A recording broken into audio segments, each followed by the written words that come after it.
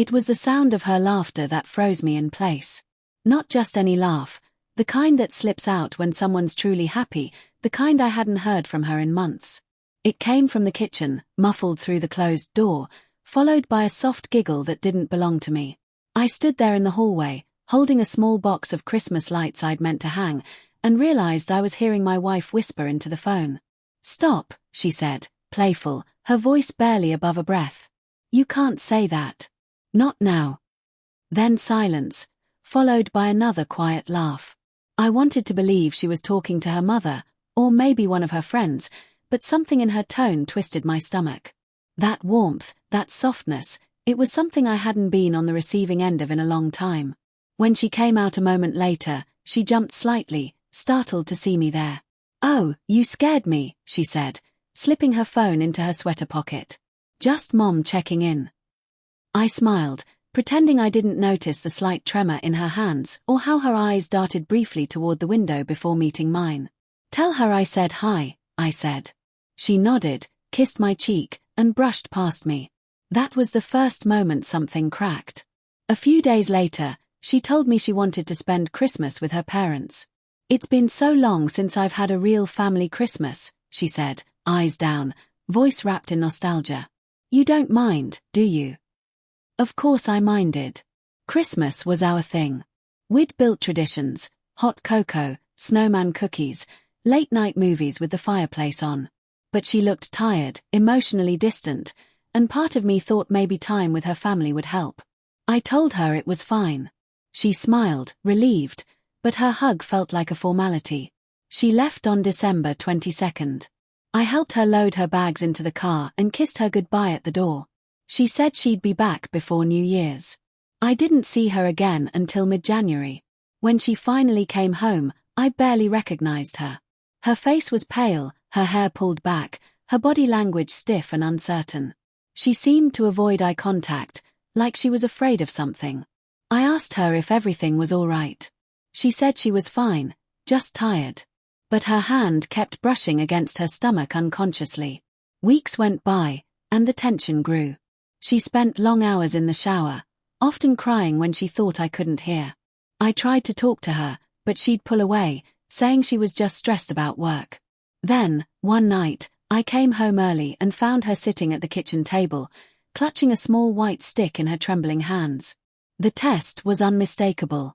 I remember staring at it, my chest tightening until I could barely breathe. "Whose is it?" I asked. My voice came out cracked, almost fragile. Her eyes filled instantly. She didn't speak. Didn't deny it. Didn't even try to lie. Just looked at me like she'd been waiting for this question. "It's not yours," she whispered. The air went out of me. My knees nearly gave way. I took a step back, then another.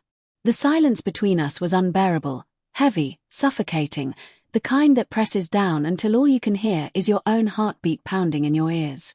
"Who?" I managed to say. Her lips trembled. It was Michael. Her ex-husband. The man she'd spent 5 years trying to convince me she no longer loved. The man she claimed had broken her beyond repair. I laughed. It wasn't joy or humor. It was disbelief clawing its way out of my chest. "Michael," I said, almost tasting the bitterness of the name. "You went home for Christmas, and ended up in bed with him." Tears spilled down her face. "It wasn't like that.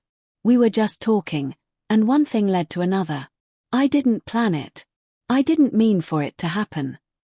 I turned away, gripping the edge of the counter so hard my knuckles turned white. "You didn't mean for it to happen," I repeated, each word sharp as glass. "You just happened to sleep with your ex on Christmas." She sobbed quietly, pressing her face into her hands. "I made a mistake. I was confused. I thought." "You thought what?" I snapped, spinning around. "That I wouldn't find out. That you could just come home and pretend nothing happened." She looked up then, her expression shifting from shame to something else, something pleading. "I don't want to lose you. I want to fix this. I want you to be part of this baby's life." For a second, I thought I'd misheard her. Part of the baby's life. She nodded, trembling. Michael doesn't want anything to do with it. He's moved on. But you've always been kind. Loving. You could raise it with me. We could move past this. You could adopt it. That's when something inside me broke completely. I stared at her, trying to make sense of what she was saying. My wife had cheated on me, gotten pregnant with her ex's child, and now she wanted me to adopt it. To raise another man's child and pretend it was ours. The room felt smaller, the walls closing in. I could hear the clock ticking in the living room, each second heavier than the last. Do you even hear yourself? I asked softly.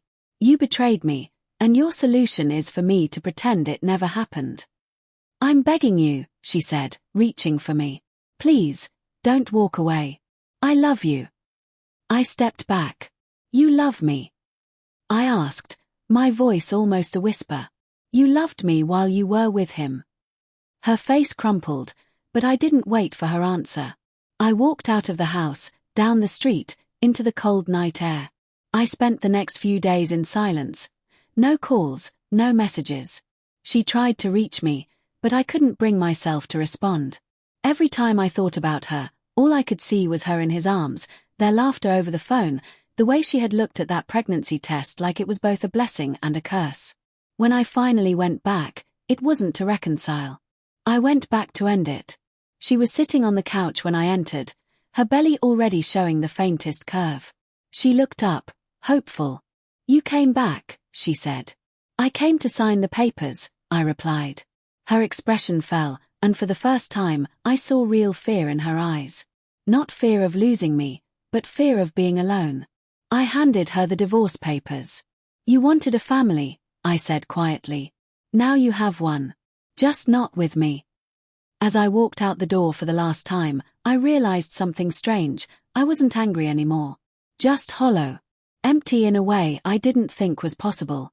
And somewhere deep down, I knew she would spend the rest of her life realizing the difference between comfort and love. And that she'd traded one for the illusion of the other.